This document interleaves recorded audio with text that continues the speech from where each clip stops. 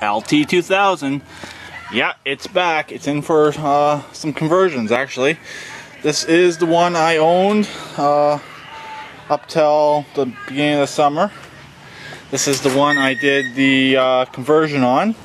Rear tank, front battery. It's back. It's being converted back to stock. The guy who owns this tractor does not like the rear tank. It's not really that he doesn't like the rear tank. It's he's not knowledgeable enough for the rear tank. He doesn't know enough. He tends to stop it on a hill with the front end up, so when he goes to restart it, it's really hard to crank. So I got my rear tank back again for my 4x2 project. Tank is still perfect in this. I'm still going to get the front battery box and tie down from Steve S. Ketchel, because this one has been modified and cut, so I'll have an extra one sitting around, which I think the one I'm getting from him's in better shape. This one's pretty rusty, but it's back. I wanted to work on converting it back to a rear battery front tank model. So the fuel pump's coming out. All I'm going to do is I'm just going to cap off the vacuum line right there, because it will no longer need it. So I'm just going to cap off that line. I got to change out the starter wire. I believe the solenoid's up front on this. Yes, it's right there. So I got to put the long starter wire in it. So I'm most likely going to take the one out of the what is this one? Out of the LT4000. So I'm going to take its starter wire out and put it into this tractor. Basically do everything I did with that green one, but back onto this one here. And the beige one's going to become a rear tank model, which I want, which I prefer myself. But like I said, he's just not knowledgeable enough to have the rear tank. And I had to go over there today and get it running again. He nearly killed the battery, so it's going to go back to stock. If I still own this tractor, I probably would have kept it like that, because I don't have any issues with the rear tanks. But yeah, I got my parts back to do my LT4000. So I'm going to get started on this. Also, I got to do a slight deck service on this. I got to try to adjust the front adjusters a bit to get the front of the deck up a bit higher when he's cutting. The front's down way too low and the back's up a little higher. There's about a ½ inch I can take out of the rods, so I'm going to see about adjusting those as well. We'll see where it goes. So stay tuned. And one other thing he does like is the gauges. That's one thing he absolutely loves on this thing.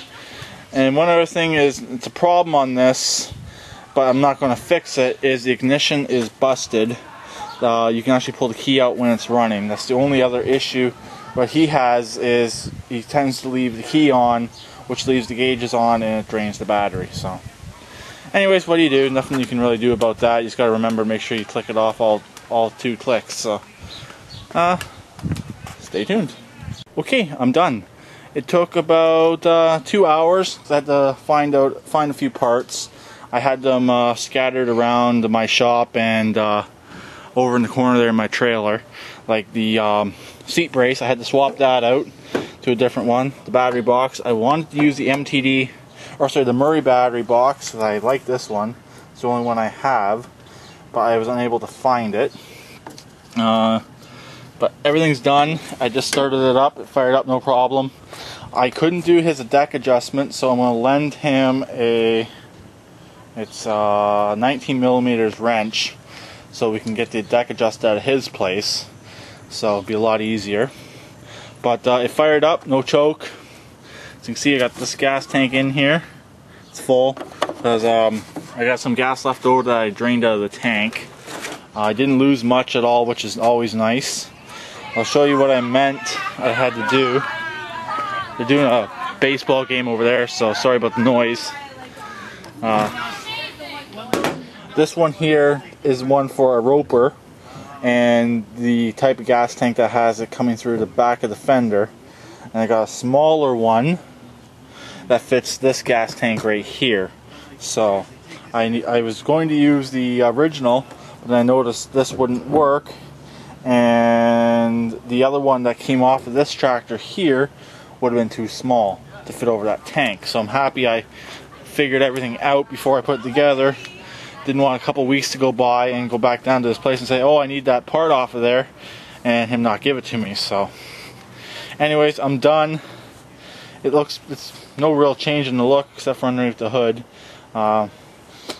But what I did was I did everything up front first, got it running again. I just used the jumper pack, got it going, and then I did everything in the back. The back side was a little more difficult, more stuff to take off. But on these ones here, they're nice because they don't have a hidden bolt up in the fender like the the older styles do.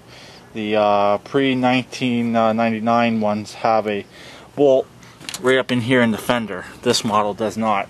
It's only 6 bolts, and the fender comes off. 6 bolts, a couple wires, and it's apart. I wish I would have found one of these ones for my 4x2, but I think the other type of frame is stronger, so I'm happy I didn't. But here's my leftover parts, and that's pretty much it. So this job is done. So I'll talk to everyone later. Please keep it redneck like always, and please subscribe and comment. And please check out Emily Loves Her Dogs and EmilyHillsWorlds channel.